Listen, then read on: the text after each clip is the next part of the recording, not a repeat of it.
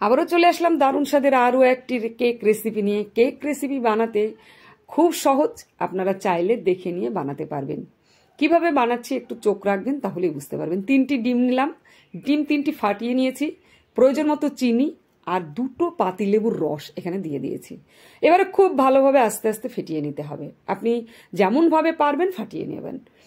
ফ্যাটানো এমনভাবে হবে ফেনাটা উঠে যাবে যে এটা সাদা সাদা টাইপের চলে আসবে, আর একটা খুব সুন্দর থিক তৈরি হবে। যখন এটা তৈরি হবে তখনই বোঝা যাবে যে এটা খুব সুন্দরভাবে আমার কেকের জন্য রেডি হচ্ছে। এর মধ্যে দিয়ে দিতে হবে সাদা তেল, তাহলে খুব ভালো হবে কেকটা। সেজন্য সাদা তেল প্রয়োজন মতো এখানে 1 বাটি দিয়ে দিলাম। আর আবারও খুব সুন্দরভাবে আমি ডিমটাকে ফাটিয়ে নিচ্ছি। আর দেখুন থিকটা কত সুন্দর হয়ে গেছে। যতক্ষণ না এইরকম ধরনের হবে ততক্ষণ কিন্তু আপনারা খুব সুন্দরভাবে এটাকে নাড়তে থাকবেন। আর এর মধ্যে এখন দিয়ে দিলাম ময়দাটাকে চেলে নিয়েছি, আর দিয়ে দিচ্ছি কোকো পাউডার। যেহেতু চকলেট কেক সেজন্য কোকো পাউডার কিন্তু ভীষণ প্রয়োজন। আমি চেলে নিলাম, কারণ কোনো গুঠি রাখা যাবে না। এখন দিয়ে দিলাম বেকিং সোডা আর বেকিং পাউডার, প্রয়োজন মতো এখানে অ্যাড করে দিলাম। খুব ভালোভাবে এখন নাড়াচাড়া করে মিশিয়ে নিতে হবে। মিশিয়ে নেওয়ার পরে এই ডিমের যে আমি ব্যাটারটা তৈরি করে রেখেছি তার মধ্যে আস্তে আস্তে দিতে থাকতে হবে। এটা কোনোভাবে যেন গোটা না হয়ে যায়। গোটা হয়ে গেলে কেকটা কিন্তু ভালো হবে না, তাই আস্তে আস্তে দিতে থাকতে হবে। এটা যদি মনে হয় শক্ত হয়ে যাচ্ছে তাহলে একটু দুধ এখানে ইউজ করতে পারেন, আর তারপরে খুব সুন্দরভাবে ব্যাটারটা তৈরি করতে পারেন। ব্যাটারটা তৈরি হয়ে গেলে এরপরে এটাকে কিন্তু সাইডে রেখে দিতে হবে। ব্যাটারটা দেখতেই পাচ্ছেন খুব সুন্দর হয়ে গেছে, আমি কিন্তু এখন সাইডে রেখে দেব। এবারে একটা বাটি নিয়েছি কেক বসানোর জন্য, আর তার মধ্যে একটা কাগজ নিলাম, সুন্দর করে কেটে নিয়েছি, আর তার মধ্যে দিয়ে দিলাম সাদা তেল। এবার তেলটা খুব সুন্দরভাবে গোটা বাটিতেই আমি ব্রাশ করে নিচ্ছি, যাতে কেকটা লেগে না যায়। এবারে বাটারটা আমি পুরোটাই এর মধ্যে দিয়ে দেব। পুরোটাই দিয়ে কিন্তু এখন একটা কড়ার উপরে চাপিয়ে দিতে হবে, আর একটু ঝাঁকিয়ে নিতে হবে, কোনোভাবে যেন ভেতরে ফাঁপা না থেকে যায়। কড়া বসিয়ে দিয়েছি, গ্যাসের চুলা জ্বালিয়ে দিয়েছি। এবারে আমি ঢেকে দিলাম একটা স্ট্যান্ডের উপরে বসিয়ে দিয়ে। কিছুক্ষণ রাখার পরে দেখুন কত সুন্দর হয়ে গেছে। আবারও কিন্তু একটু ঢাকা দিয়ে রেখে দিলাম। এরপরে দেখুন কেকটা পারফেক্ট হয়ে গেছে। আমি দেখে নিলাম এটা পারফেক্ট হয়েছে কিনা। তো খুব সুন্দরভাবে হয়েছে, আর একটা থালাতে আমি আনবন্ড করে নিলাম একটু ঠান্ডা করে। আর দেখুন দারুণ হয়েছে, মানে এত সুন্দর হয়েছে কেকটা ভাবা যায় না।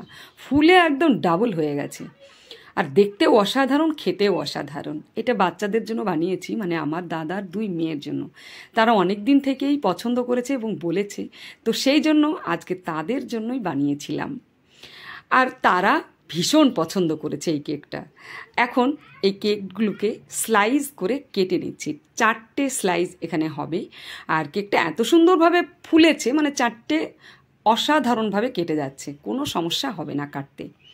4টে স্লাইসে কেটে নেব। কেটে নেওয়ার পরে আমি এখানে যে বাটারটা তৈরি করেছি, বাটার ভর্তি ক্রিমটা করেছি, সেই ক্রিমটা কিন্তু আস্তে আস্তে আমি লাগাবো। সেই জন্য একটা থেকে আর একটা থালাতে আমি নিয়ে নিলাম। আর এবারে আস্তে আস্তে পুরো চকলেট কেকের ওপরে সুন্দর করে ক্রিম লাগিয়ে নেব। আর ক্রিম দেওয়ার পরে একটা একটা করে এর ওপর দিয়ে কিন্তু স্লাইসগুলো দিয়ে দেব। তো দেখতেই পাচ্ছেন আমি সবগুলো সুন্দর করে সাজিয়ে নেব আস্তে আস্তে এখন।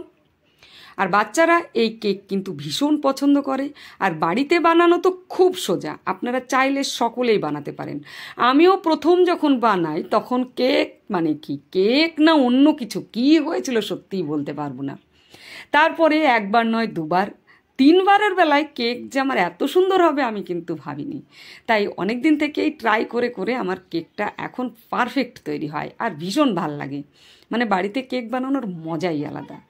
আর আপনারাও চাইলে এভাবে 1 বার নয় 2 বার নয় 3 বারের বেলায় অবশ্যই হবে আমার মতো। আর কেকটা এত সুন্দর হবে আপনাদের বাজার থেকে নয়, বাড়িতেই বারবার ইচ্ছে করবে তৈরি করে খেতে। দারুণ। এমনি কেকও হবে, আবার চকলেট কেকও। আপনি যে কোনো কেক আপনি বাড়িতে সুন্দরভাবে বানাতে পারেন। তো আমার সুন্দরভাবে এখন ক্রিমটা লাগানো হয়ে গেছে। আমি আর ওপর দিয়ে বেশি ক্রিম দেব না, ওপর দিয়ে হালকা করে একটু ক্রিম ছড়াবো, আর ছড়িয়ে দিয়ে বাচ্চারা এখন চকলেট সিরাম দিয়েই কিন্তু কেকটা কাটবে। ওদের ভীষণ প্রিয় চকলেট, তাই ওপর দিয়ে এখন আমি চকলেট যে সিরাম ছিল চকলেটের, তো সেটা এখন ওপর দিয়ে দিয়ে দিলাম। আর এবারে খুব সুন্দর করে একটু নাড়াচাড়া করে নেব, নাড়িয়ে চারিদিক ভালো করে সুন্দর করে একটু দিয়ে দেব। আর কিছুক্ষণ আমি এটাকে ফ্রিজে রেখে দেব। আধা ঘন্টা মতো ফ্রিজে বা 1 ঘন্টা মতো আপনার রাখতেই পারেন। আমি আমার প্রয়োজন মতো রাখছি 20 মিনিট মতো, কারণ বাচ্চারা তাড়াতাড়ি করছে। তো রাখা হয়ে গেছিলো, বের করে নিয়েছি। এবার বাচ্চারা দেখুন কি আনন্দের সঙ্গে কাটছে, তারা ভীষণ আনন্দ পেয়েছে তারা এইটাতে। ওরা এমনভাবে কাটতে শুরু করেছে মনে হচ্ছে প্লেটটাও কেটে নেবে, এত আনন্দের সঙ্গে ওরা তাড়াহুড়ো করে কাটছে। তো যাই হোক, ফাইনালি ওদের খাওয়াতে পারলাম, নাতনি সহ ভাইয়ের মেয়ে। যাই হোক, ভীষণ ভালো লাগে।